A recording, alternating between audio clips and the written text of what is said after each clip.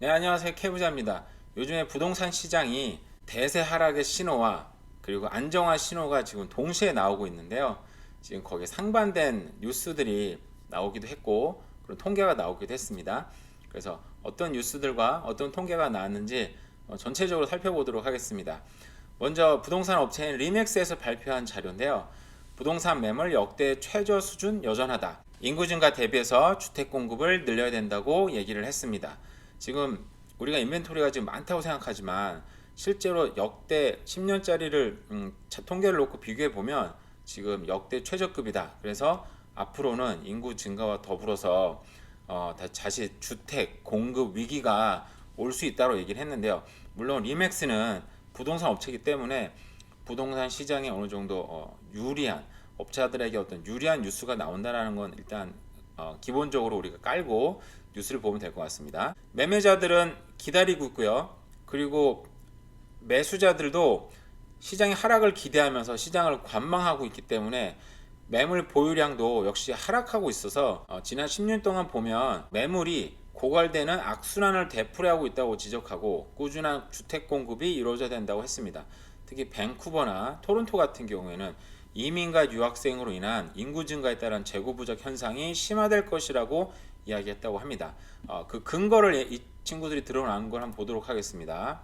그 원문 제목은 Canada Real Estate Inventory May Reach Crisis Point. 밴쿠버 광역시 그 전국의 주요 도시들을 해놨는데요. 10년짜리를 쭉 비교해놨는데요. 보면 평균이 12,792건이어야 되는데 지금 그레이트 밴쿠버 광역 밴쿠버 쪽에서는 지금 10,000건이 조금 넘는 수준. 그 평균 수준보다 16.1%가 적고요. 캘거리 같은 경우는 26.1%가 적습니다. 굉장히 많이 적죠. 오타와 같은 경우는 지금 41.9%가 적고요. 그리고 그레이터 토론토 지역 같은 경우는 6.9%가 적습니다.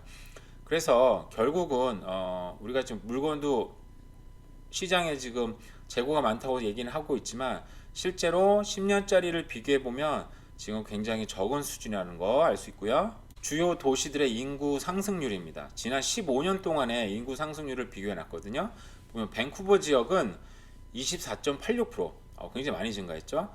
근데 캘거리 지역은 37.29%. 그러니까 지난 15년간에는 캘거리는 정말 굉장히 폭발적인 상승을 했다고 볼 수 있겠습니다.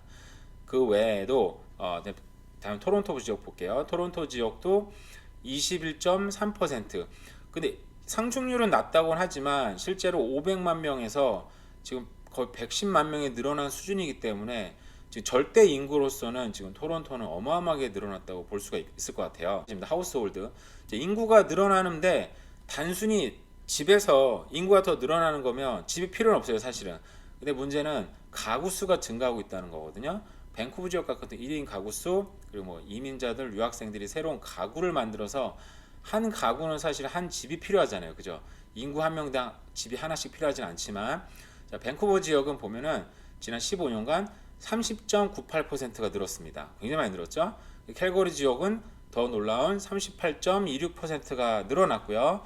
토론토 지역도 대도시인데도 불구하고 거의 뭐 소도시는 아니지만 캘거리만큼의 상승을 보였습니다. 37.61%. 오타 지역은 무려 40.6%가 가구 수가 증가가 됐습니다. 이런 가구 수의 증가는 당연히 수요의 증가를 일으키는데 지금 2021년 굉장히 부동산 위기라고 얘기는 하고 있지만 사실상 지금 10년 동안의 평균을 생각해 볼 때 앞으로도 이런 변화는 계속 이어질 거라고 생각이 들어요. 밴쿠버 지역에서는 하우징 마켓이 약간 안정된다는 지금 얼리 사인이 나왔다고 합니다. 살펴보도록 하겠습니다. 일단 밴쿠버 지역은 작년에 비해서 프라이스 세일인데요. 작년에 비해서는 40.8%가 떨어졌다고 합니다. 근데 먼트는 0%예요. 똑같다는 저번 7월달, 9월달 자료니까 당연히 8월달 자료겠죠. 그러니까 7월달, 8월달은 세일이 똑같았다. 결국 더 이상 추락은 없었다라고 볼 수 있고요. 액티브 리스트 같은 경우에는 year to year 비교해 보면은 36%가 상승을 했다고 합니다. 마켓 컨디션인데요.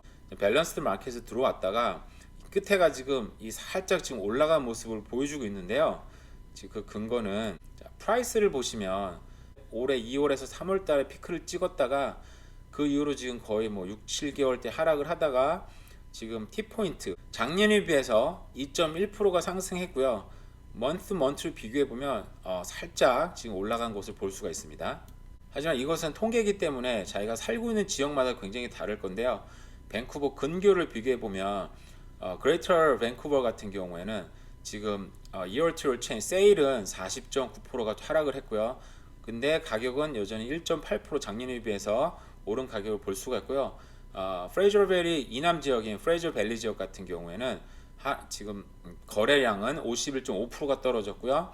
그 집값은 작년에 비해서 0.5%가 떨어져 있다고 합니다. 작년에 조금 떨어졌네요. 그죠?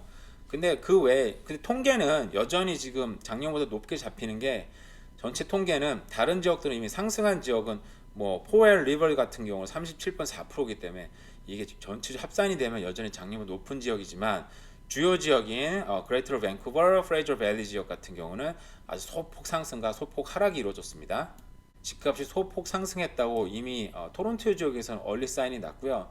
지금 밴쿠버 지역에서 사인이 났지만 여전히 중앙은행은 금리 인상은 물가 안정을 위해서 반드시 필요하다. 연방중앙은행이 기준금리 인상의 정당성을 지금 강조를 했기 때문에 이 금리 인상의 기조는 상당히 당분간 지속될 거라고 봅니다. 공급망 개선, 물가 안정 등 여러 가지 측면에서 기준금리 인상이 아직까지 제한적 효과를 보고 있다. 기준금리 인상이 물가를 안정화시키는데 최대 2년까지 걸린다고 합니다. 2년까지 계속 금리를 올리면 저 같은 사람은 사실 죽습니다. 이렇게 안 되겠죠, 설마? 개인적인 바람이 있어요.